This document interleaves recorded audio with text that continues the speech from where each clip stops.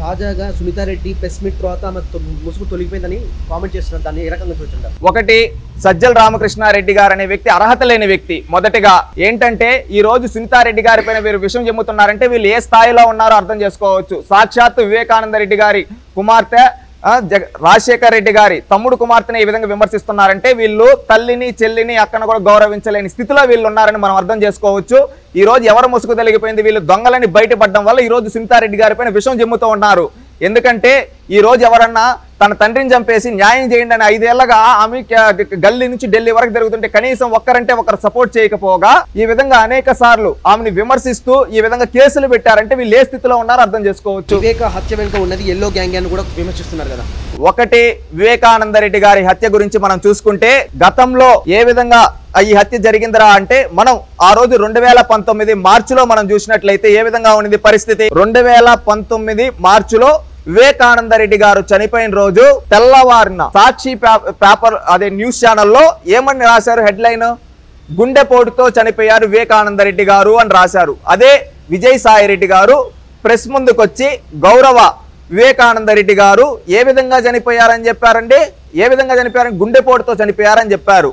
అంటే జగన్మోహన్ రెడ్డి గారి కుటుంబ సభ్యులు చనిపోతే బయటకు వచ్చి చెప్పింది ఆ పార్టీలో ఏటూగా ఉన్న విజయసాయి రెడ్డి గారు. అదే విధంగా జగన్మోహన్ రెడ్డి గారి సొంత ఛానల్లో గుండెపోటు అని రాశారు. మళ్ళీ అది కొద్దిసేపటికంతా అది వివేకానంద రెడ్డి గారి పైన హత్య జరిగింది అన్నారు. ఆ హత్య జరిగింది ఓకే.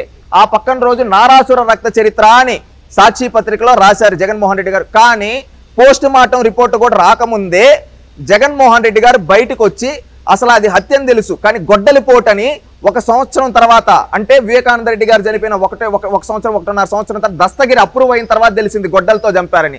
కానీ జగన్మోహన్ రెడ్డి గారికి అది ఆ రోజు వివేకానంద రెడ్డి గారు చచ్చిపోయిన సాయంత్రం కంటే అది గొడ్డలిపోటని ఎలా తెలిసింది? దీనికి సూటిగా అడుగుతూ ఉన్నాం. ఇక్కడ జగన్మోహన్ రెడ్డి గారి గొడ్డలిపోటు అనేది ఆయనే చేయించుంటే లేదా ఆయనే ఇన్వాల్వ్ అయి ఉంటే తప్పితే ఇంకెలా తెలుస్తుంది? మీరు ఆలోచించండి. ఒక చిన్న పదం, వివేక ఉంటే కడప జిల్లాలో రాజకీయ మనుగడ ఉండదనే ఉద్దేశంతోనే టీడీపీ రకమైన చర్యకు పూనుకుందని కూడా చెప్తున్నారు. ఒకటి, ఈ రోజు కడప జిల్లాలో వివేకానంద రెడ్డి గారిని ఎవరు ఏం చేసేవాళ్ళు కాదు. ఎందుకంటే వివేకానంద రెడ్డి గారు 1989 నుంచి రాజకీయం చేస్తూ ఉన్నాడు కడప జిల్లాలో.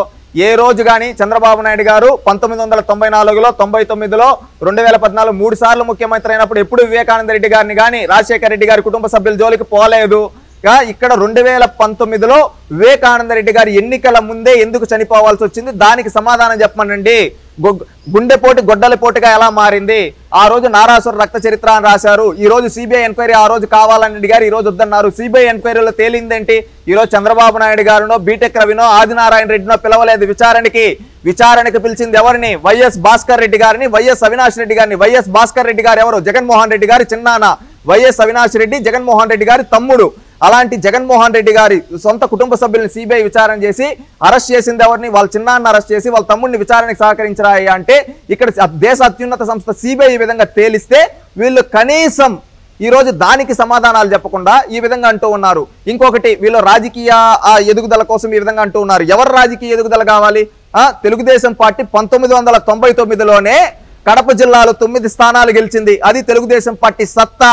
ఆ రోజు వివేకానంద రెడ్డి గారు రాజశేఖర రెడ్డి గారి ప్రపంచనాన్ని తట్టుకొని 9 స్థానాలు గెలిచింది 1999లో తెలుగుదేశం పార్టీ. ఈ రోజు 2019లో అక్కడ అవినాష్ రెడ్డి అనే వ్యక్తికి రాజకీయ ప్రోద్బలం కోసం, రాజకీయంగా తాను అణగదొక్కుకోవడం కోసం వివేకానంద రెడ్డి గారిని హత్య చేయించాడని పులివెందుల్లో చిన్న పిల్లవాడిని అడిగినా ఈరోజు చెప్తారు. వివేక 2వ వివాహంతోనే ఆ కుటుంబంలో సమస్యలు తలెత్తాయని, వివేక చనిపోవడం వల్ల సునీతకు మాత్రమే లాభం చేకూరుతుందని కూడా చెప్తున్నారు కదా. ఒకటి గుర్తుపెట్టుకోండి, ఆమె నిజంగా అంత ఈ రోజు ఎంత కష్టపడుతోంది. ఆమె తండ్రిని చంపిన వాళ్ళని శిక్షించండి అంటూ ఉంది ఆమె. అది కూడా దేశ అత్యున్నత సంస్థ సిబిఐతో విచారణ చేపేయమంటుంది. అలాంటప్పుడు ఆ సంస్థ కొంతమందిని దోషుల్ని తేల్చినప్పుడు వీళ్ళు వచ్చి ఈమె పైన దోస్తూ ఉన్నారంటే ఈమె నిజంగా తప్పు చేస్తుంటే ఈమెని అరెస్ట్ చేసుండ్రా? ఆలోచించండి ఒక్కసారి. రాష్ట్ర ప్రజలందరూ చూస్తూ ఉన్నారు. వీళ్ళు దిగజారిపోయి, ఎంత దిగజారిపోయి అంటే సొంత ఇంట్లో ఆడబిడ్డను కూడా ఈ విధంగా విమర్శింపజేసే విధంగా మాట్లాడుతున్నారంటే వీళ్ళు ఏ స్థాయిలో ఉన్నారో, వీళ్ళ మానసిక పరిస్థితి ఏ స్థాయిలో ఉందో అర్థం చేసుకోవచ్చు.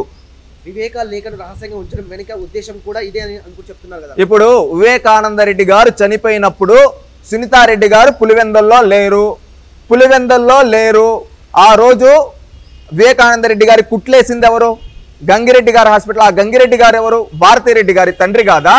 ఆ రోజు అక్కడ 3 గంటలకి వివేకానంద రెడ్డి గారి ఇంటి చుట్టూ ఉన్నది అవినాష్ రెడ్డి గారు, భాస్కర్ రెడ్డి గారని గూగుల్ టేక్అవుట్ ద్వారా తెలుసుకునింది వాస్తవం కాదా? వీటన్నిటికీ సమాధానాలు చెప్పండి.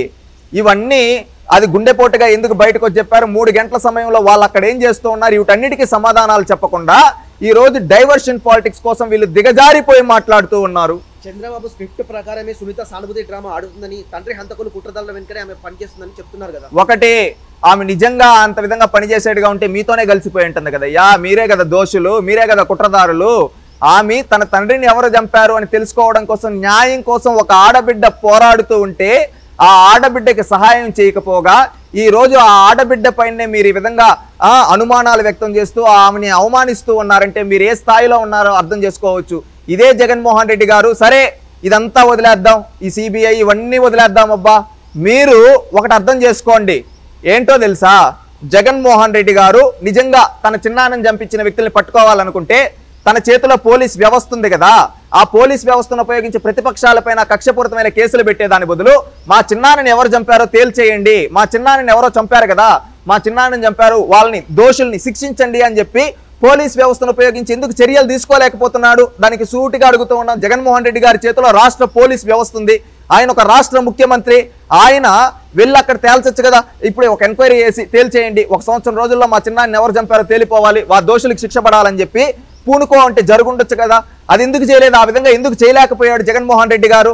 నిజంగా ఆయనకి చిత్తశుద్ధి ఉంటే విలువలు, విశ్వసనీయత, మాట తప్ప మడమ తిప్పమని చాలా పెద్ద పెద్ద మాటలు మాట్లాడే జగన్మోహన్ రెడ్డి గారు తన సొంత చిన్నాన్నని ఎవరు చంపారో 1 సంవత్సరం రోజులు ఫోకస్ చేస్తుంటే పట్టుకో ఉండొచ్చు కదా. ఎందుకు ఈ రోజు వరకు పట్టుకోలేకపోయాడు? అంటే జగన్మోహన్ రెడ్డి గారి హస్తం ఆ హత్యలో ఉందనే కదా దాని అర్థము. ఈ రోజు దేశ అత్యున్నత సంస్థ సిబిఐ తేల్చేసింది కదా దాని వెనకాల జగన్ కుటుంబ సభ్యులు ఉన్నారని. దానికి సమాధానం చెప్పండి అయ్యా సూటిగా. వివేక హత్య కేసులో సిబిఐ కూడా నిమ్మకు నీరెత్తులు వ్యవహరించడం పట్ల మీ అభిప్రాయం ఏంటి? ఒకటి, ఆ సిబిఐ ఎందుకు ఈ విధంగా విచారణ లేట్ చేస్తూ ఉందనేది మనం ఒక్కసారి గమనిస్తే ఆ సిబిఐని ఏ స్థాయిలో ఉండే వాళ్ళు ఇన్ఫ్లుయెన్స్ చేస్తున్నారో అర్థం చేసుకోవచ్చు. ఎందుకంటే సిబిఐ వాళ్ళు కడపకు వచ్చినప్పుడు అక్కడ సిబిఐ అధికారులు ఉంటే అక్కడికి వెళ్ళి లోకల్ పోలీసుల చేత వాళ్ళపైన కేసులు పెట్టించి వాళ్ళని వేధించారు. రెండోది, కర్నూలులో అవినాష్ రెడ్డి గారు హాస్పిటల్లో ఉండేటప్పుడు ఆయన్ని అరెస్ట్ చేయడానికి వెళ్ళినప్పుడు అక్కడ ఒక సంఘ విద్రోహ శక్తులతో కలిసి ఒక మీటింగ్ లాగా పెట్టి అక్కడ ఈ విధంగా హాస్పిటల్ ముందు ఏవో శాంతి భద్రతలు దెబ్బతింటాయని అరెస్ట్ కానీ కూడా సిబిఐ వాళ్ళని వెనక్కి పంపించింది ఆ రోజు జగన్మోహన్ రెడ్డి గారు కదా. ఈ విధంగా చూసుకుంటే ఇలాంటి ఇన్ఫ్లుయెన్స్ చేస్తూ వాళ్ళని భయభ్రాంతులకు గురి చేస్తూ ఉన్నారు, విచారణకు సపోర్ట్ చేయకుండా. ఇన్ని రోజులు సైలెంట్ గా ఉండి ఎన్నికలు సమీపిస్తున్న వేళ సునీత రెడ్డి గారు ఈ రకమైన వ్యాఖ్యలు చేయడం ఏ రకంగా చూడొచ్చు అంటారు? ఆమె కూడా ప్రాణభయం ఉందని అనుకోవచ్చా? తప్పకుండా. ఎందుకంటే ఆమె పోరాడింది 4.5 ఏళ్లగా పోరాడుతూనే ఉంది. నా తండ్రిని ఎవరు చంపారు, పట్టుకోండి అని. ఈ రోజు వరకు కనీసం రాష్ట్రంలో అన్న ముఖ్యమంత్రిగా ఉండి పట్టుకోలేకపోయాడు. అందుకే ఆమె కేంద్రంలో ఉండే వాళ్ళని కలిసింది. అదేవిధంగా ఆమె సొంతంగా కేసులు వేసుకుని సుప్రీంకోర్టు వరకు మాకు న్యాయం చేయండి అని పోరాడుతుంది. ఎందుకంటే తన తండ్రిని చంపిన వాళ్ళకి శిక్ష పడాలని ఆ ఆడబిడ్డ పోరాడుతుంది. ఎందుకంటే ఇంక ప్రాణహాని అనేది ఖచ్చితంగా ఉండొచ్చు. ఎందుకంటే సొంత చిన్నాన్ని చంపినవాడు సొంత చెల్లిని చంపడానికి గ్యారంటీ ఏంటి? రానున్న రోజుల్లో ఆమెకు న్యాయం జరుగుతుందని అనుకోవచ్చా? తప్పకుండా. భారతదేశంలో న్యాయం కొంచెం లేట్ అవ్వచ్చేమో కానీ ఖచ్చితంగా న్యాయం గెలుస్తుంది అంతిమంగా. ఈ రోజు జ్యుడిషియరీలో ఫైనల్ గా ఎవరైతే ద్రోహులు ఉన్నారో వాళ్ళకి తప్పకుండా శిక్ష పడుతుంది. వాళ్ళు ఖచ్చితంగా న్యాయస్థానం ముందు దోషులుగా నిలబెట్టే వరకు సునీత గారు పోరాడాలని కోరుకుంటున్నాం.